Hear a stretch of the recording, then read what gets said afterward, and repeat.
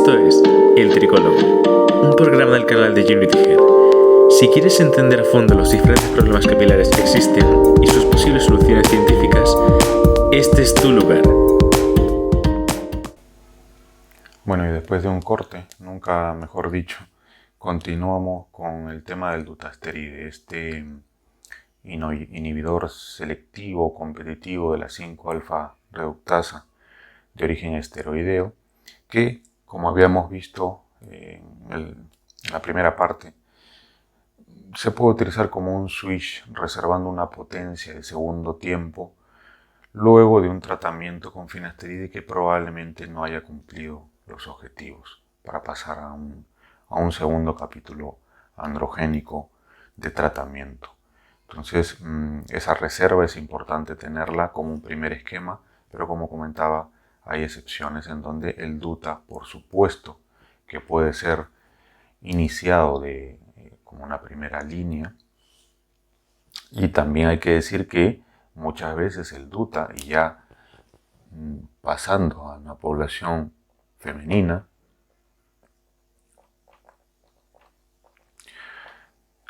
con la característica de posmenopáusica, hay que decir que hay algunos esquemas y protocolos del DUTA que lo utilizan como un primer fármaco antiandrógeno, dependiendo de cada caso. Hablando de esto, y un poco para hacer algún tipo de aclaración, empiezo ya a unir no solamente medicina basada en evidencia, sino también medicina basada en experiencia, a manera de alerta. Entonces, es esto un poco con lo cual el DUTA se puede utilizar tanto en hombres, pero también como en mujeres, en puntos muy concretos, pero no solamente en segunda línea, que era lo que había comentado hace un momento. Hay algo importante que hay que decir del dutasteride, y tiene que ver un poco con los manejos y las concepciones que tenemos de las dosis. Es conocido que el finasteride, por ejemplo, hay estudios en donde no se había encontrado mucha diferencia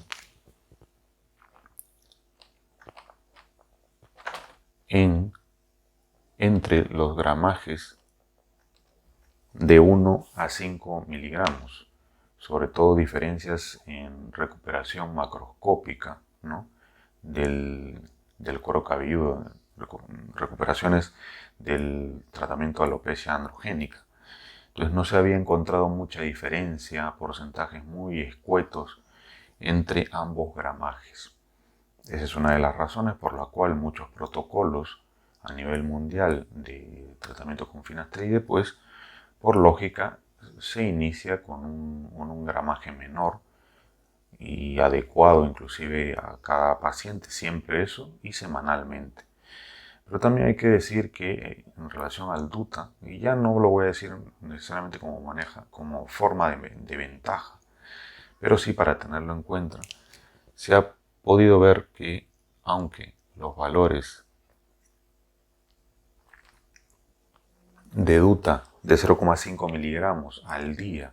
que digamos es un esquema muy utilizado, sí se ha podido ver cómo elevando la dosis en algunos pacientes seleccionados, ya estamos hablando de dosis que pueden llegar inclusive hasta los 2,5 miligramos, sí se ha visto cómo ese efecto a nivel de alopecia androgénica en hombres es mayor, ya no solamente con porcentajes muy pequeños, sino evidentemente mayor. ¿Cuál es el tema? Que claro, en la práctica manejar estas dosis precisamente, y sobre todo en un medicamento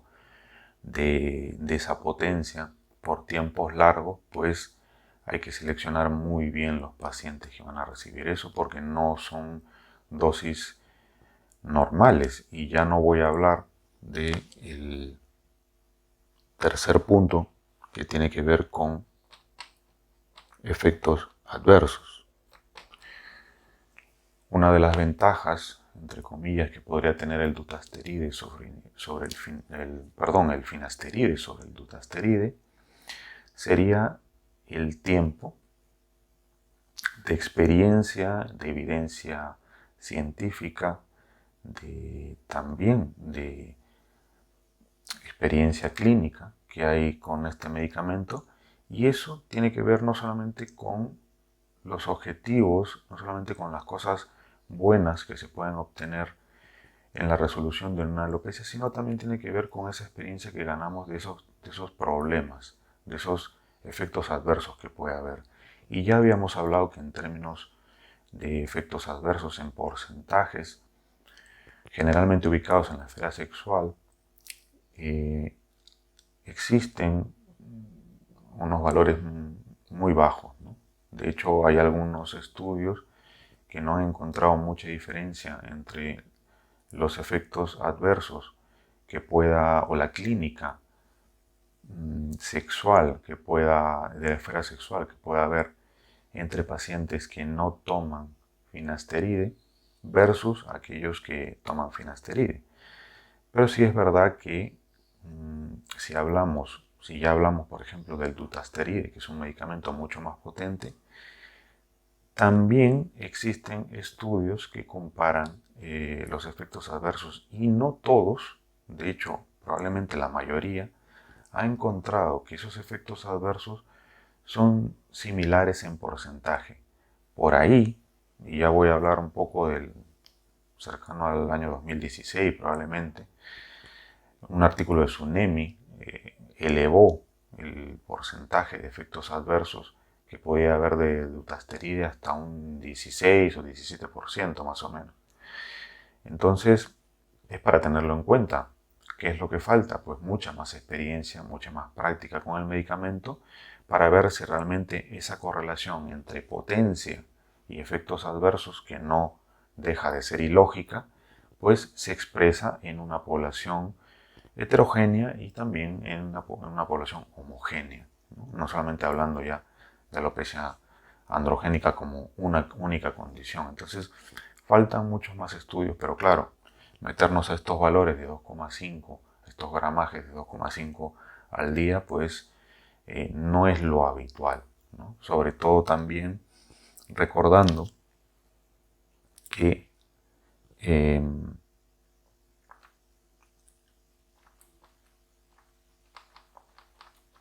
los neuroesteroides son un grupo de compuestos en donde también algunos estudios han visto que el dutasteride interfiere un poco con la bioquímica de estos neuroesteroides, y que a la larga eso se puede expresar en el campo ya clínico, en la experiencia clínica, como algunos problemas inclusive de ámbito psicológico.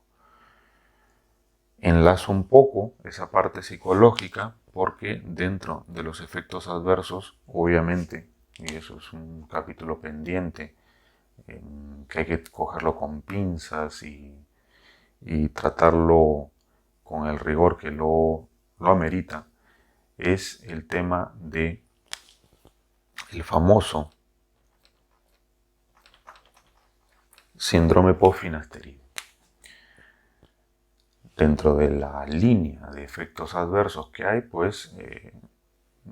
yo pondría el síndrome post-finasteride como un tema a tratar, pero muy particular, ¿no? Eso ya lo tocaremos en su momento, y claro, esa es la experiencia de este medicamento. Dentro de su historia, dentro de la historia del finasteride, pues apareció ese concepto no solamente como un cuadro, como un conjunto de efectos adversos que podríamos haber comentado dentro de la esfera sexual, sino también ese síndrome post-finasteride que ha armado organizaciones en defensa de los pacientes, y que obviamente enlaza ya situaciones que tienen que ver con problemas psicológicos, hasta psiquiátricos, y temas muy graves, ya no solamente dentro de la esfera sexual, sino también del ámbito psicológico. Pero interesante porque el DUTA, por ejemplo, sí se ha visto que podría interferir con algunos neuroesteroides que, bueno, trabajan a la larga con situaciones que tienen que ver con comportamientos ya del ámbito de experiencia psicológica que pueden tener algunos pacientes. Algunos lo han relacionado, ¿no?, como un causante también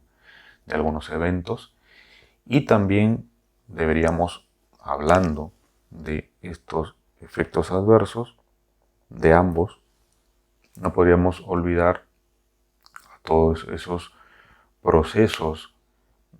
que tienen que ver con el manejo de grasas y azúcares de perfil metabólico, ¿no?, que también algunos estudios se ha visto que a lo largo de los años con su uso podrían ocasionar algunos problemas de ese tipo, hígado graso, ¿no?, síndrome metabólico en algunos pacientes, diabetes en algunos pacientes también, podrían ocasionar el uso prolongado de estos inhibidores de 5-alfa reductasa. Hablando de estos efectos adversos, yo creo que deberíamos tener muy presente que hasta ahora los porcentajes que existen son muy bajos, y si se habla de algún porcentaje más elevado de lo normal, probablemente de aquí a algunos años, pues obviamente exista más experiencia para confirmarlos o refutarlos o hacer que ese porcentaje se mantenga estático o suba. De momento no ha sido así. Un último punto que quería hablar en relación al DUTA y de paso también del FINAS, porque están muy estrechamente ligados, es el tema del uso que existe en relación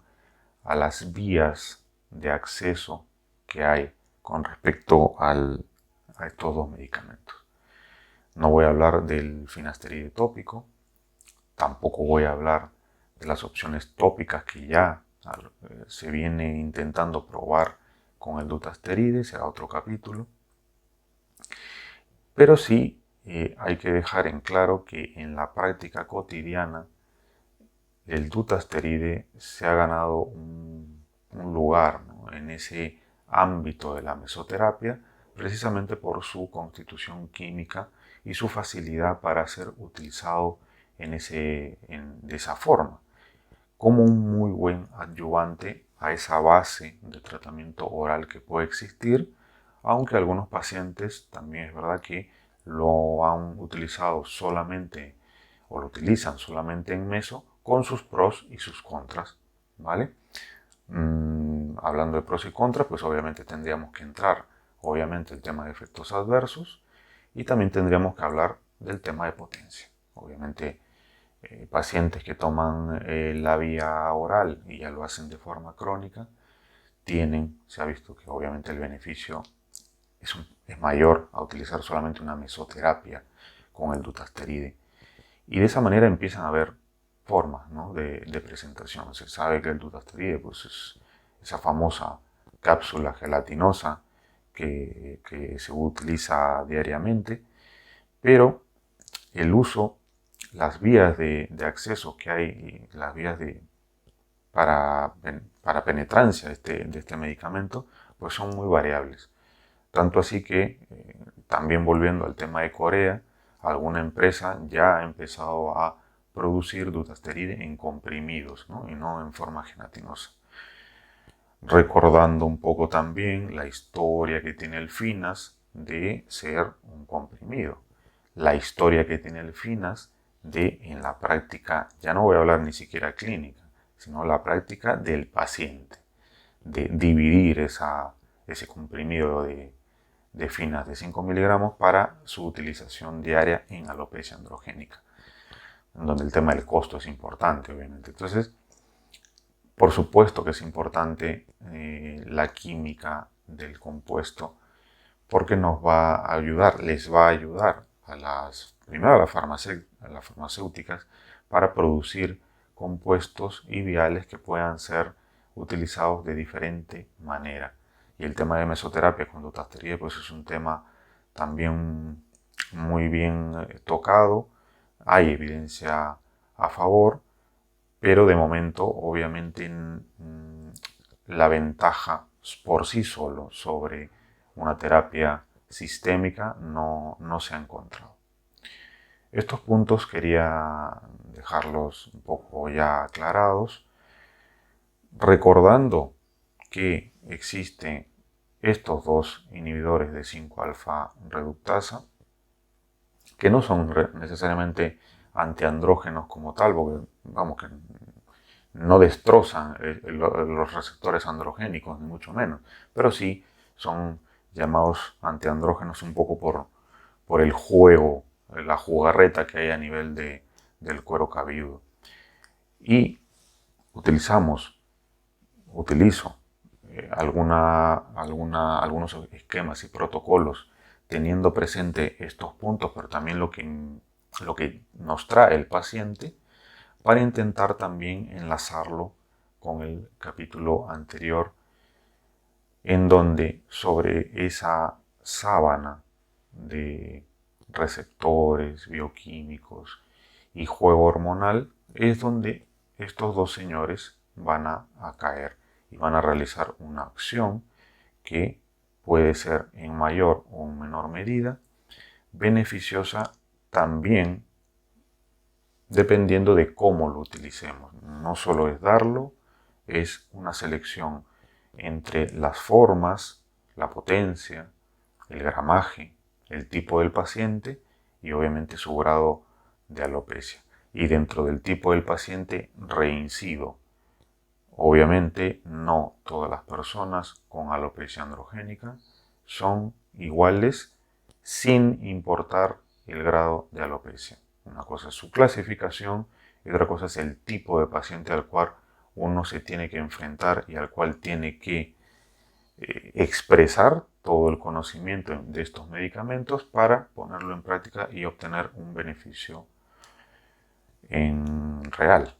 dentro del tiempo que va a venir de tratamiento para tener objetivos, para tener resultados plausibles y obviamente pautándonos junto al paciente objetivos muy claros y precisos. Así que por ahora esto es lo que quería comentaros en relación a la segunda parte del dutasteride en este capítulo 11 y ya volveremos luego viendo un poco temas que tienen que ver con fármacos y acercándonos un poco al tema de alopecia androgénica femenina. Así que por ahora esto es todo y los espero en el siguiente capítulo del Tricólogo. Hasta luego.